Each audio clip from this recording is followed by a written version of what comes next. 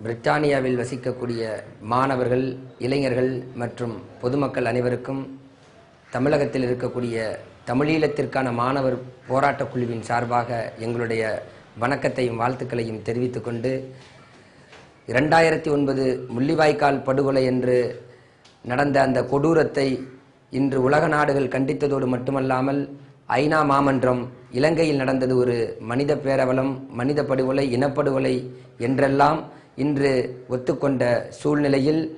சர்வதேச நாடுகள் அளவிலேயும் உலக அளவிலேயும் இன்று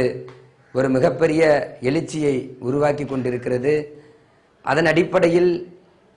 நாம் தாய் தமிழகத்தில் இன்று மிகப்பெரிய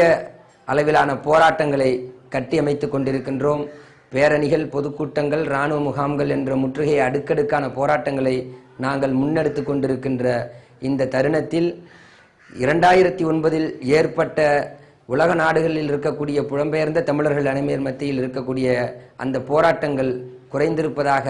நாங்கள் கருதுகின்றோம். ஆனால் இந்த எங்களுடைய போராட்டம் என்பது உலக அளவில் பேசப்பட்டு கொண்டிருப்பதும் தமிழீழ மக்களுக்கு ஒரு நம்பிக்கையையும் புத்துணர்வையும் ஊட்டிக் கொண்டிருக்கிறது என்ற அடிப்படையிலேயும் நாங்கள் போராட்டத்தை முன்னெடுத்து கொண்டிருக்கின்றோம். அந்த செய்தி எங்களுக்கு மிகவும் உற்சாகத்தையும் மகிழ்ச்சியையும் தெரிவிக்கக்கூடிய வகையில் இருந்து கொண்டிருக்கிறது. ஆக வருகின்ற மே 18ஆம் தேதி அன்று பிரித்தானிய தமிழ் பேரவை ஒருங்கிணைத்து நடத்தக்கூடிய அந்த மாபெரும் போராட்டத்தை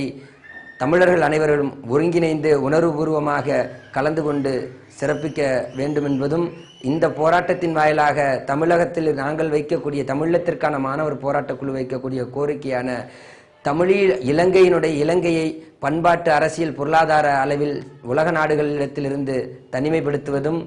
இலங்கையில் ஒரு பொதுவாக்கெடுப்பு, தமிழத்திற்கான பொதுவாக்கெடுப்பை நடத்தி தமிழத்திற்கான ஒரு தீர்வை காண வேண்டும் என்றும், காமன்வெல்த் மாநாட்டை இலங்கையில் புறக்கணிப்பு செய்ய வேண்டும் என்றும்,